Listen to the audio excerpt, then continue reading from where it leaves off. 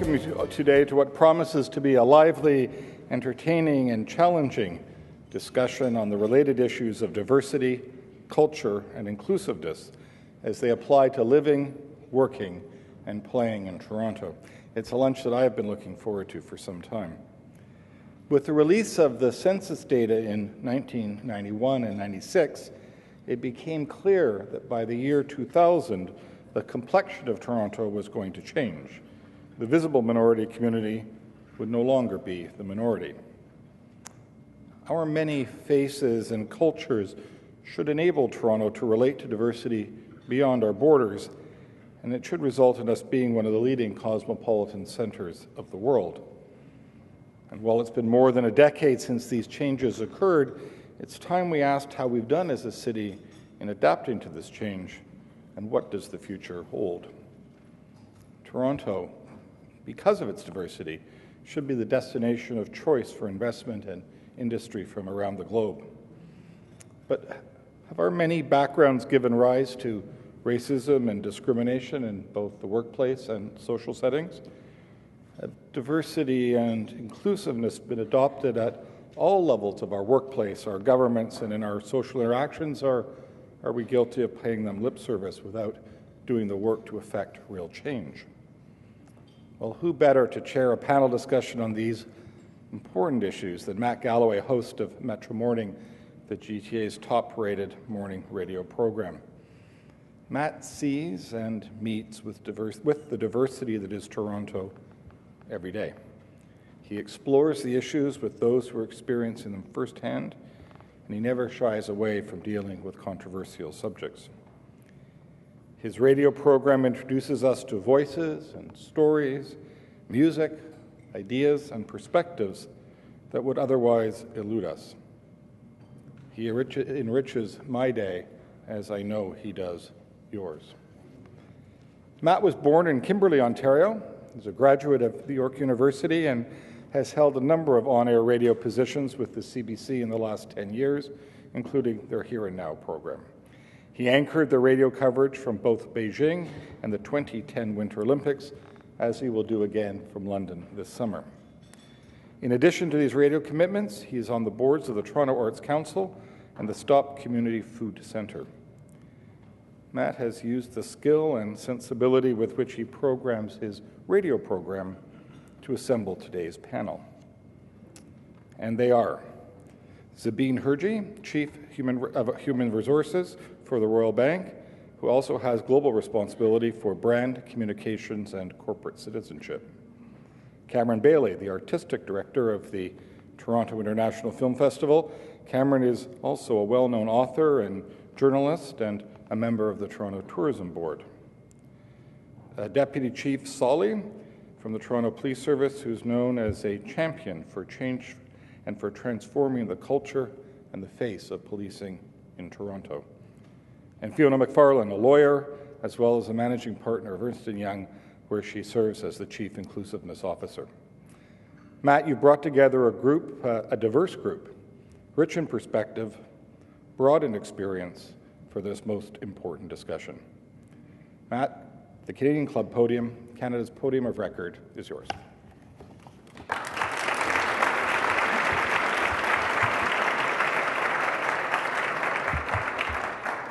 Thank you very much, Jamie. Thank you very much. Our esteemed panel, ladies and gentlemen.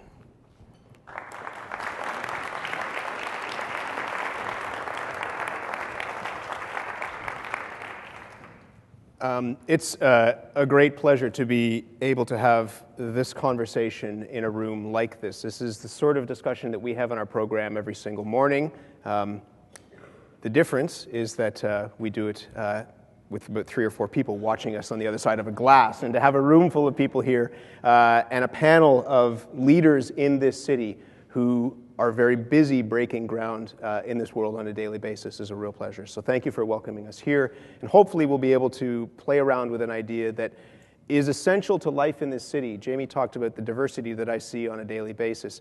If you walk the streets of Toronto, you will see that diversity. If you ride the subway, if you're on the streetcar, if you go to dinner, you will see that diversity here. How do we seize on it? How do we make sure that we are doing the best possible thing to try and turn that into something that's embedded in our civic institutions, in our business world, in our cultural organizations and beyond. That's what we'll be talking about today. On your table, you have a Q&A card. We'll be talking for about 20, 25 minutes, and then we'd be happy to take your questions as well. So fill them out, and they will be presented to us, and you can ask these great people some interesting questions. I wanted to start just by talking about that word diversity. We, as the most multicultural city on the planet, talk a good game about diversity. We say we are the most diverse city in the country, on the planet. How we actually turn that into action is something of great debate. And so, in the work that you do, what does diversity mean in this city in 2012? And I thought we'd start with Cameron. He's right next to me. He's the head of the Toronto International Film Festival, and somebody who, as I say, in the cultural world and beyond, has been a real leader in this. Thank you, Matt, for starting with me. It's the danger of sitting beside Yeah. I mean, my perspective is that we have to see diversity as a word of convenience. When I first landed in this country in 1971, the word was multiculturalism, and that meant something very specific and for quite a long time, and had a particular history to it. That word seemed to serve its time for a brief moment. I think in the 90s, there was a word anti-racism that was floating around that was very important, and then that was seen as too limiting. And then diversity is the word we have right now, but it won't be the word that we have forever. So I think that's the first thing. It's a convenient word for now, but we shouldn't get too attached to it. In terms of the work that I do, because the Toronto International Film Festival is the largest public film festival in the world and one of the major public cultural events in the city, for me it's all about audience and audiences and how we connect with different audiences through the festival. And the way that we do that is through our programming. So I've been with the festival for many years. In the mid-90s, I started a program called Planet Africa, which was a program of films from the African continent, but together with films from the African diaspora, whether that was in Canada, the US, Europe, Latin America, wherever you might find African filmmakers working. And that developed an audience that actually was then forced to watch those kinds of films together and see how a film from Senegal might speak to a film from Brooklyn, might speak to a film from Paris. And actually people started to have those conversations for that reason. So for me, that was actually diversity 1.0. I think for me, 2.0 came when I began to enter South Asia, because this is not my own cultural background. I knew the African diaspora culture fairly well, having grown up within it. But when I came back to the festival in the mid-2000s, I was handed responsibility for selecting the films from South Asia, which is a massive territory. Obviously, many of you will know that India produces more films every year than any other country in the world. It was fairly new to me. I had a sort of just glancing knowledge of those films, but I decided that if I was going to do it, I had to jump full in. And I began with Amitabh Bachchan and Shah Rukh Khan and Karan Johar. Those will be familiar names to some of you. Some of the biggest stars on the planet, really. And there was a film called Kabialvada Nakena, which I was able to bring to the festival in, I think it was 2005. And what was significant about that was not just bringing the film to the festival and bringing the stars to the festival, but doing it in a certain way. And for me, that meant really cranking up the volume and putting that film in Roy Thomson Hall. We'd never had a Bollywood film in Roy Thomson Hall before of this kind. And we had that year, the night before, Brad Pitt on the red carpet in Roy Thomson Hall. Massive fan pandemonium, the usual craziness you get with Brad Pitt. The next day, we had Amitabh Bachchan and Shah Rukh Khan and Karan Johar, and it was bigger. It was more spectacular. People were lining up from morning. The aunties were in their best saris, and it was just an incredible, incredible event. And the security people weren't ready for it because they thought Brad Pitt was the biggest star we had. And so they learned something about this city and about the audience that can be drawn on for a film like that. And so after that, it became a matter of going beyond that. You can start big, but you have to go beyond that and go deeper. And we've since done that with many different films, not just the big Bollywood movie star films, but films from different communities, different regions of India and throughout the South Asian subcontinent, and developing audiences. And that's what that's how we've interpreted that. Zabeen? And I want to give credit to Zabeen, because this word that we're using, diversity 2.0, is your phrase that I've appropriated. I was going to say stolen, but that's strong. But have taken and turned into a series on our program, but also just in regular conversation, something that I talk about a lot. In the work that you do at Canada's biggest bank, what is it that speaks to that idea of diversity, in particular Diversity 2.0. Thank you. I know I need to get to know you better so that next time Amitabh Bachchan and Shah Rukh Khan are here, I'll be invited to the event. I keep a list. In terms of the work at the bank, at RBC, our framing is really from diversity to inclusion, maybe picking up a little bit on your comment around the word and how that evolves. And really, what we talk about is having diversity is interesting. Doing something with it is powerful. So let me just expand a little bit on that thought. And diversity is really a state of being, whereas inclusion is, and it's more active. It's about bringing people into the conversation. It's about feeling included. And without inclusion, diversity really is a static concept. So our focus has very much been on a workforce that's already very diverse. About 30% of our employees are visible minorities. 10 years ago, that was 17%. 30 years ago, that was 7%. So the storyline here is, in terms of our recruiting and our hiring, it actually happens naturally. We have the right practices in place. And so now that we have the diverse workforce, what are we doing to really build a culture that's inclusive, a culture where every employee can achieve their full potential?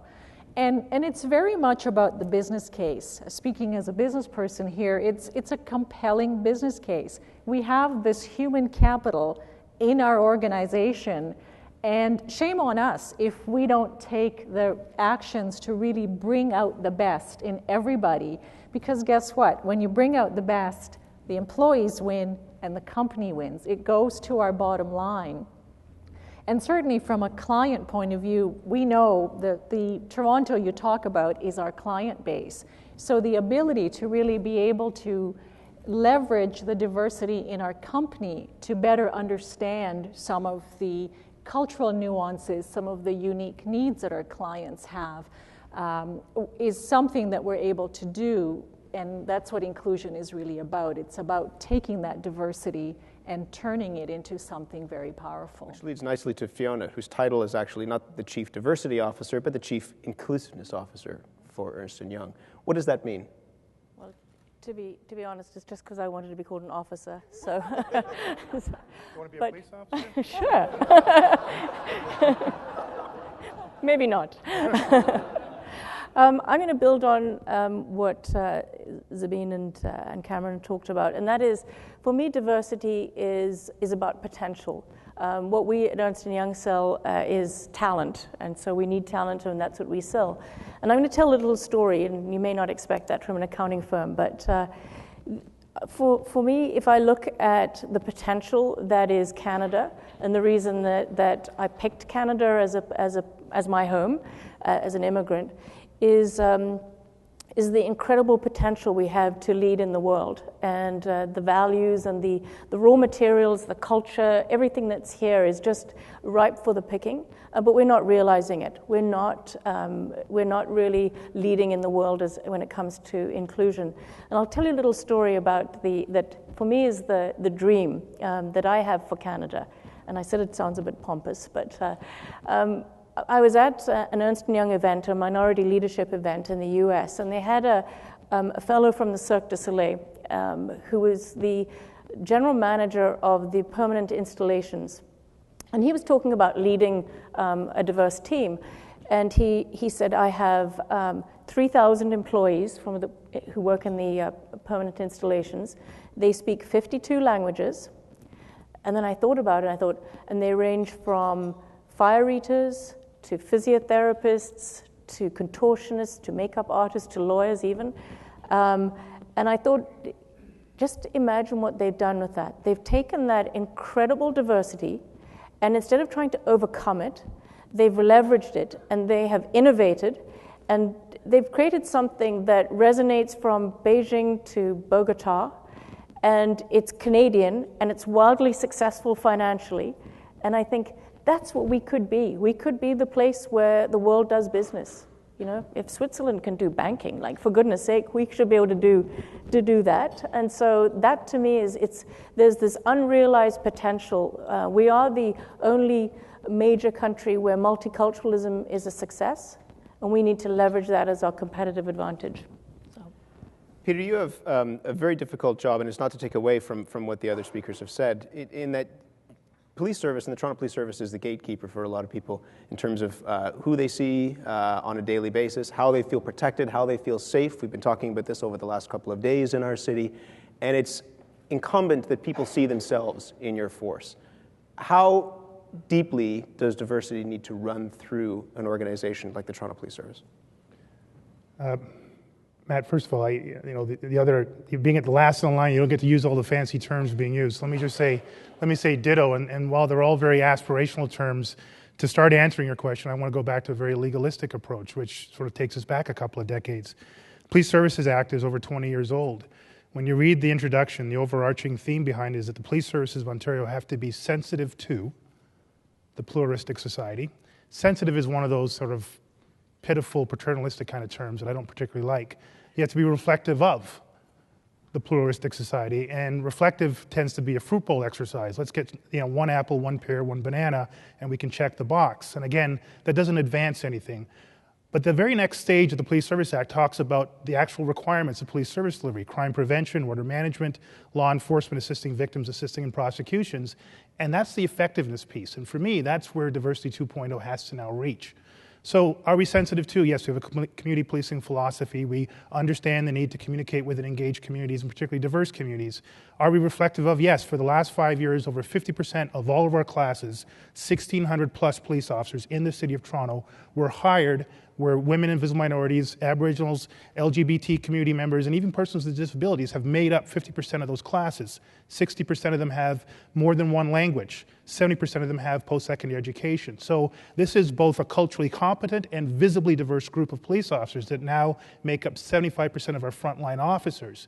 But it still doesn't get to the effective piece. So how does that improve crime prevention? How does that improve order management? How does that reduce crime and victimization? And is it in fact building up trust and legitimacy? That is a tough nut to crack, and I think that's the next stage for us to be able to demonstrate. I can give you some examples. The Tamil demonstration. How does that actually work? 2009, you remember the Tamil demonstration that was going through the City of Toronto?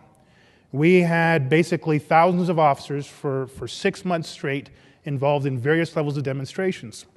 We have, as you will likely understand, a huge intelligence gathering system that goes locally, provincially, nationally, and internationally in this case. And all of our intelligence assets all around the globe were trying to feed information in to help us to try to understand how to manage this particular demonstration. None of it was working. It was a Tamil-speaking officer who had parents back in Sri Lanka who could get onto Skype in the command center and say, "Hey, Mom, what's going on in the newspapers today? What's going on in television? What's the mood on the streets? Can you get a local Twitter feed going for us?" And that was the real-time, really valuable information that allowed us to adjust our operations to create a mostly peaceful, lawful protest situation where I think we struck the right balance as a clear example of going from sensitive to reflective to effective.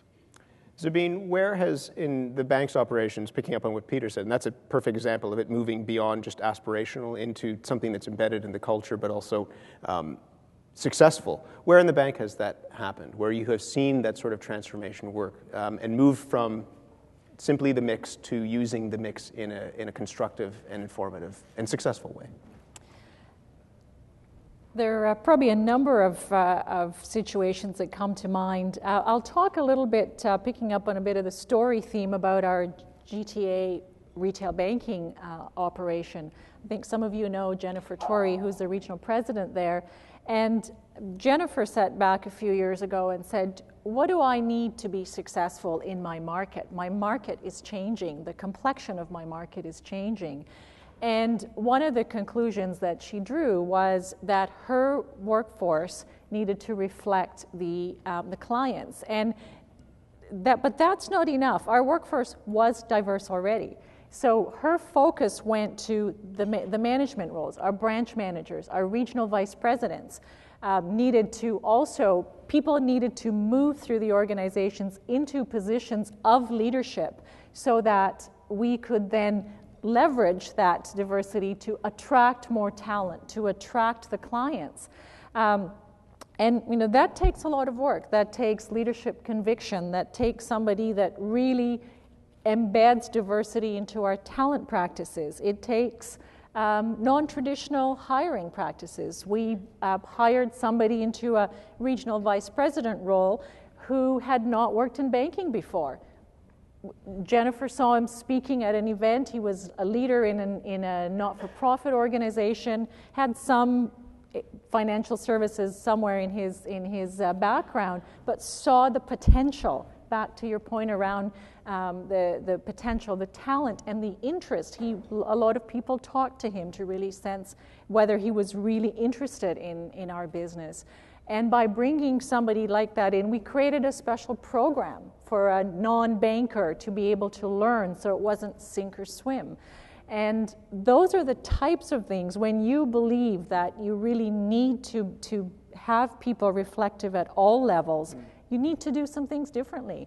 And I'm really pleased to say that when we look at that particular market and that business, over 30% of our regional vice presidents are visible minorities, and over 45% are women. So at the end of the day, you do need to look at the numbers and the results, but it comes from leadership believing that this needs to happen and being willing to do things a little bit differently and not get too worried about, how is this going to be viewed? Are other people going to think that this is something special? We want the best people, and you need to evolve your talent practices in order to be able to get to that place. Cameron, do you have the sense that that's embedded in a city like Toronto right now, that idea of being willing to do something different and not just be checking boxes and saying, right, we've got that covered, on to the next thing? I don't think it is at all. My experience is that we all know the city's changing, we all know the country is changing, but I think if we just sit and let it change, let diversity wash over us, it will change very slowly and it'll change unevenly, because really it is about making these concrete decisions that are beyond just reflecting what is already out there in society. You actually have to, there are some moments of abrasion that will have to happen. People who have positions of authority and positions of power, including all of us up here, will at some point have to give them up. And that, I think, is where things get tough, and that's where you have those difficult conversations where you say you do want to move someone into a management role, and so that means you have to fill a vacancy, and someone who might have expected to get that job may not get it. These are the tough conversations we have to have, I think, in every sector. So how do you get to that point where you're willing to make those tough choices? Because again, it's easy to not make the tough choice and say, well, that'll happen eventually, that will bubble up, don't worry about it. I think it doesn't happen eventually. I think if you look at certain sectors, you'll see that the change that diversity brought to the city has been applied unevenly in the city. You look at the city council, for instance, in Toronto, does not reflect the city. Certain business sectors actually completely reflect the city. And so it's a matter, I think, of trying to make change where you can, not just let it wash over you. How have you been able to do that, Peter? You've been able to make change. Is it because of where the support comes from officers, deputy chiefs like yourself, from the chief, from an expectation from the city? Where does that come from, that sense of empowerment? We may be a little bit different from the other agencies represented here, but I pick up on Cameron's point, and he's bang on. You can legislate this thing and you'll get some incremental and very grudging advancement. You can not legislate it and you'll get a very uneven advancement. But really, you can criticize it from the outside and you may get no advancement. I really do believe that you want to change an institution, an agency, a bank, a cultural icon, then you need to have people with the smarts and the parts to get into that organization and continually push on that particular issue. And I guarantee you, because I know every one of the people up here today are probably still bleeding from scars from their efforts within their own organizations. I've still got a couple Band-Aids on my back and my front. But it's the Keith Fords of the City of Toronto who, understanding what the lived experience for young people, his own children, his own experience in the city, becoming a police officer against his own family's and his own community's desires, and becoming a leader within policing, understanding to advance public safety required advancing the issue of diversity. And that required courage, and it required the recognition that you were going to suffer personally, you were going to suffer professionally, but if you did it well and he did it for the right way, you would advance, and he did to the various highest levels of this organization. And I'm sure in this room here today, there are people that know of what I'm speaking. And know what it means to sit at a table where you are the only person that looks like you, and more importantly, you're the only person thinking like you, and if you have the bravery to open your mouth, you're now the only person talking like you, and how difficult that is. And I've experienced that. I've been laughed at, ridiculed, undermined, but that should not get in the way of advancing something that has to get done. It has to be done well. One of the reasons why it has to be done is, as you said, Fiona, we're not doing it. Other people perhaps are, and we have, as Jimmy had said, the opportunity perhaps to slip, and this is essential to be the leaders that we want to be and remain the leaders that we are now. Why do you say that this is not happening? Well, I think the statistics show it. So, and I look at, you just look at the roles of women in corporate Canada and in our governing bodies as well. To me, that's the canary in the mine. If you can't get it right for 50% of your population, heaven help you for the rest. So I think that it ultimately comes down to us as individuals. And I think that, at Ernst & Young, we've been on the diversity to inclusion journey since the early 90s, and we've made lots of progress. And I would say, and I probably shouldn't say it, but we've moved from unconscious incompetence, we didn't know what we didn't know, to now conscious incompetence. We know that we don't know a lot of stuff. And competence is an individual thing. And I think that when you look at individual competencies, it starts with beliefs, it translates into actions, and from actions it translates into culture. And that's what you have to address. If you don't address the beliefs, then you don't address the culture ultimately. The beliefs? I don't believe so. And I think that bias is alive and well. All of us are biased. And there are tons of studies that show how powerful bias is. And I would encourage anybody, if you want to test your own bias, to go to just Google implicit bias in Harvard, and you'll get the implicit bias test. And I'll kind of confess, I have a mild bias against women working. And I have a mild bias in favor of African Americans versus Caucasian Americans. So I was gobsmacked, quite honestly. I thought it would be the other way around growing up in apartheid. But if you start to understand your own biases, and as an organization you can out your biases, then you can make sure that they're not filtering you from making the right decisions, from picking talent that looks like you and sounds like you. And I think that's really an important, until you address that, I don't think anything will change. And I think the progression of women over the last 30 years has shown us that at best the change will be glacial. Have you felt, Sabine, as somebody who is very successful in the work that you do at the bank that you are, ever felt that, if not biased, then the glacial pace of change? I think Fiona's, I'd echo some of what Fiona said. Bias is really, it's a natural phenomenon in any society and at any point in time. I think and we all feel bias and experience bias, barriers. I think people who say they don't, sometimes you get that with women who say they haven't. I find that hard to believe, but because it is. What you need to do is figure out, so what do you do? What am I going to do about it? And one of the things that we have found that's been helpful for us in the bank is a program that we call Diversity Dialogues. And it's quite often people say, well, it's just another mentoring program, and certainly there are elements of mentoring. But what we do is we match up a more junior emerging talent with somebody senior, and the junior person reflects dimensions of diversity, whether it's cultural, whether it's racial, whether it's sexual orientation. And the idea is, by bringing two real people together, real people in our own company, and enabling them to have conversations where the person shares their experiences, what they've experienced in our company, where they felt excluded, where they've experienced bias, seems to really get to the heart of the issue, but to the heart of the individual as well.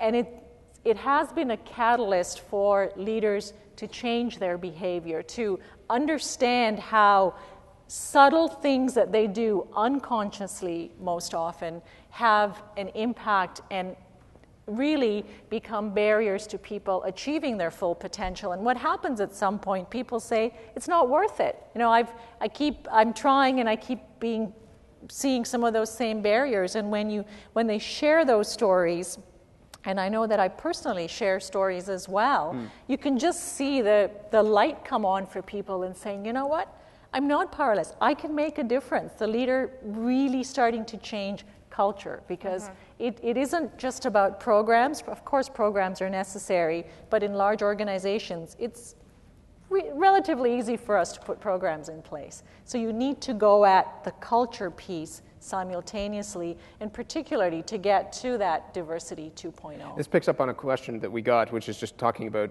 perceived and real barriers and how you go about changing them. We were talking earlier this morning on our program, Peter, about racial profiling and looking into and acknowledging and trying to figure out how to come to terms with racial profiling in something like a Toronto Police Service.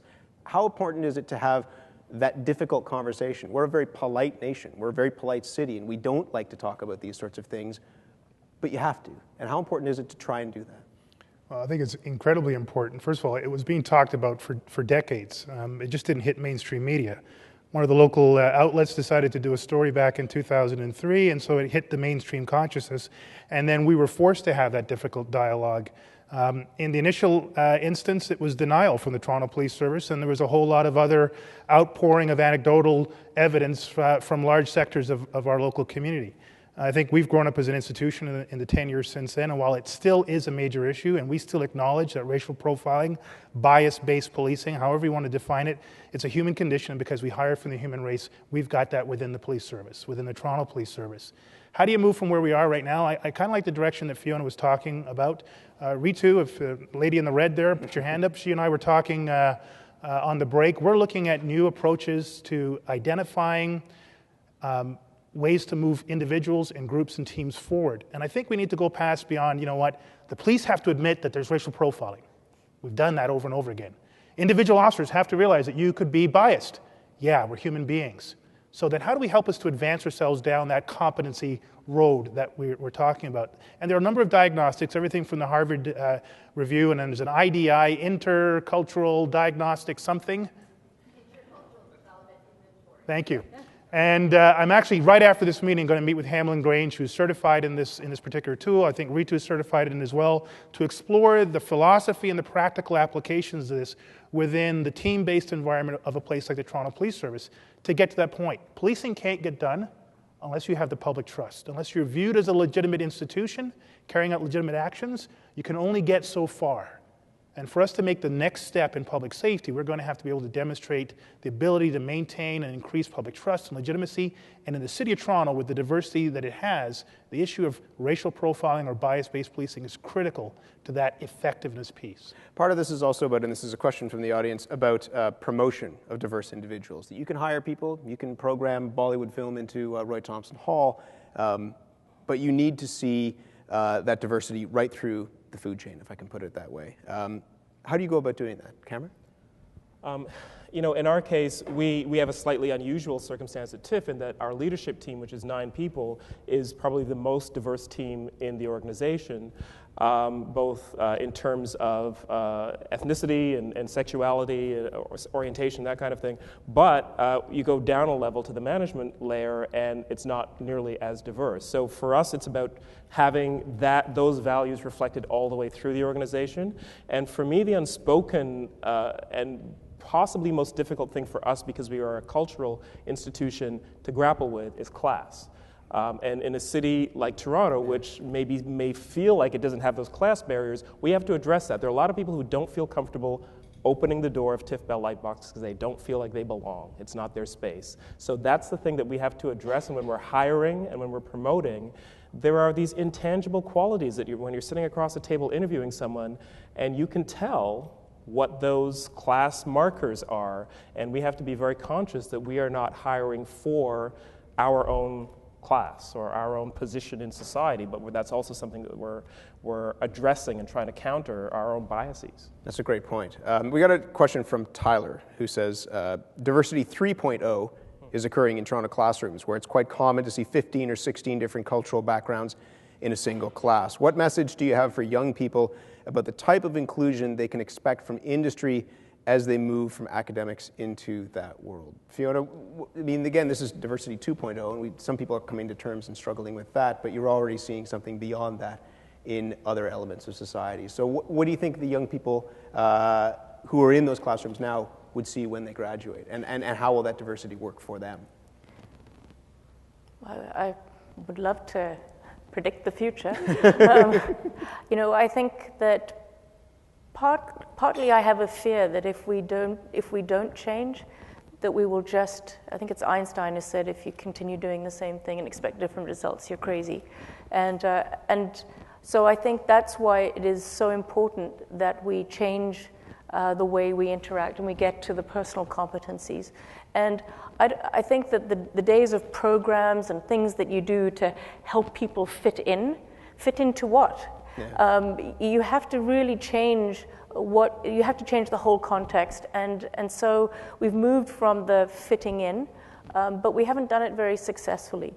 So what I would hope is that that people can learn from the mistakes of my generation, because we need it desperately as a country, not just because of the potential, but because of the demographic challenges that we're facing. If we don't integrate immigrants, if we don't really leverage the richness of the talent that we already have, we will continue to fall behind. Cameron first, and then Peter. I would just add that I actually think we have a lot to learn from high schools. I think high schools are probably far more diverse, and students that are in high school today are dealing with a lot of these issues in a very front-line way, in a way that maybe we don't in our work lives on a daily basis, because where you sit in the cafeteria, who's going to be voted student council president, those things are issues that you deal with from the perspective of diversity, and it's much more complex now than I think when any of us were in high school. But if you look at the position of women as the canary, I mean, 30 years ago, we were graduating, 30% of our university students were women. If you look at corporate CEOs in Canada right now, it's something like under 2% of public company CEOs are women. So just because you have a huge intake does not mean that that's going to translate just a matter of time. I think that we're just continuing to do the same things, we'll get the same results. And the attrition of women and minorities and all the richness of the diversity will just filter out through the bottom of the net. Peter? So. Two quick things. I think looking around the corner for me, I see two major issues. Globalization. I think if we leverage the issue of diasporas, which was referenced earlier on, where we stop trying to bring the right talent into Canada and leverage that talent and recognize that people move around the world and their connections to the home country, even second and third generation, can be leveraged. I think rethinking the whole immigration paradigm is one way to do it. The other thing is, how many of you right now in your hands have a PDA? Gotcha. So you're all tweeting, aren't you? Exactly. So, I mean, this generation of high school kids are the digital age. And I think it's really interesting. I am, we tweet all the time, Matt, right? So, but we're just learning how to share information about ourselves. There's a whole generation of people that are putting their full selves out there now. And so they're less going to be captured by their physical presence. They will have a huge legacy already, self-authored legacy of who they are and what they think and what they care about, that if they nurture that properly, that can be, to me, diversity 3.0. And then employers can look at the total package as opposed to simply looking across the table and trying to pick up nuances. You can do a deep, deep dive. In some cases, you're not going to like what you see. In other cases, you're going to go, wow, what a rich human being. What rich human capital is here. Let's really mine this. What is it? And this is a great question and picks up on something that I was thinking of, because you have a room full of people who are keen on this subject, who are going to go, whether it's digitally or beyond, and try and spread this, but also figure out how to kind of enact some change. So if you believe that we need to address beliefs and spur change, what is it that people could do here today or tomorrow to actually try and make that change? Peter? Go right back into your work group, and particularly if you have some influential people, if they outrank you or out-supervise you or out-pay scale you, have those very difficult conversations. I think Cameron raised the term later on. Hamlin Grange likes to say, ask tough questions and have tough conversations, have hard-working discussions. If anyone in that conversation leaves feeling really comfortable about what transpired, you've not hit the mark. And do that on the subway, and do that at the cocktail table, and do that around the dinner table. and continually challenge that. I just don't think we are a very polite society. We're a very polite city. That's what makes us one of the safest cities anywhere in the world. We're extremely polite to each other. But sometimes that can get in the way. Our great strength can then become a great weakness in terms of this particular topic. Fiona? Reach out to someone who's different than yourself. Change is going to happen person to person, and understand yourself, understand your own biases, and make sure that they don't inform your decisions. What I'd add to that is just around culture and mindset. One of the things that I think we need to get beyond is this concept of tolerance. Yeah. I don't want to be tolerated. I want to be valued. I want to be respected. And tolerance is probably diversity 100. And all of us here, I think, in terms of culture change, we have a lot of power collectively when we hear concepts like that or other things for us to really speak about it and help people understand. They often think that that's actually a positive word. I'm a very tolerant person. I tolerate these, this group or these people. Speaking very personally, that's not a place that I want to be at. Do you have a sense that the city is more than tolerant? I mean, people use that word a lot, and I find it a pretty abrasive word as well. But are we more than a tolerant city? Yeah, I mean, you have people along the continuum, I think, on anything. Yeah. And certainly we'd be a city that would not be parked on tolerant as much as many other cities. But I think it's time to move beyond that. And it kind of picks up on what everybody's been talking about, that idea of complacency, that you need to get beyond sort of where you are now and move into something else. Cameron? I would say get out of your ghetto. I think all of us live in some kind of ghetto or the other. Most of us work together, and there's a lot of mix in our workplaces, but then we go home and we live separately. And we've seen the neighborhoods in Toronto become very strong and very focused around ethnic lines often, whether that's Brampton or Forest Hill or Rosedale. These are ethnic enclaves, and there's a lot of them in this city.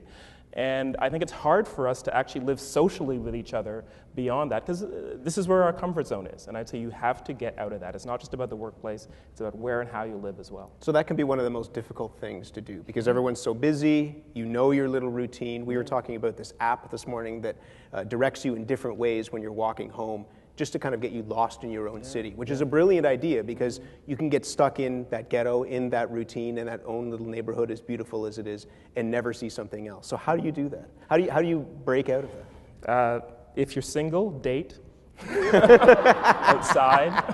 Start there. If you're married, I wouldn't advise that.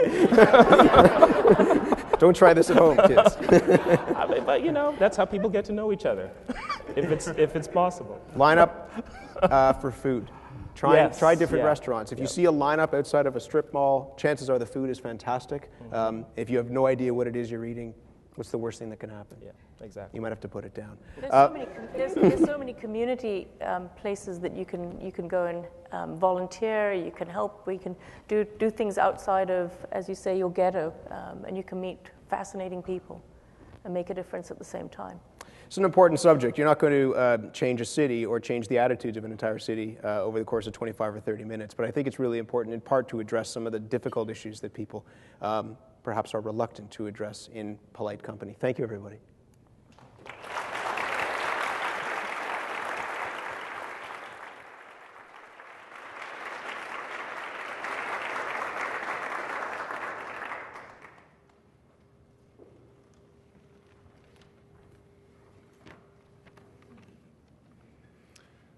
I listened carefully this afternoon, hoping the conversation would go beyond an expression of support for the ideals of diversity and inclusion. Our guests exceeded my expectations. The pragmatism of the discussion was truly rewarding. I trust you would agree with me on that. There are few, if any, who know Toronto the way Matt Galloway does. This is due, of course, to his tireless daily efforts to explore and expose the incredible diversity of this city. We thank you, Matt, for being such a strong ambassador and for skillfully hosting today's event. Zabine, Cameron, Peter, and Fiona, Thank you for the risks you have taken and the changes you have championed in the name of healthier, more prosperous workplaces and communities. We are fortunate for and most appreciative of your leadership and for the inspiration and insight you've provided us today. To the five of you, please accept our heartfelt gratitude and best wishes. Thank you.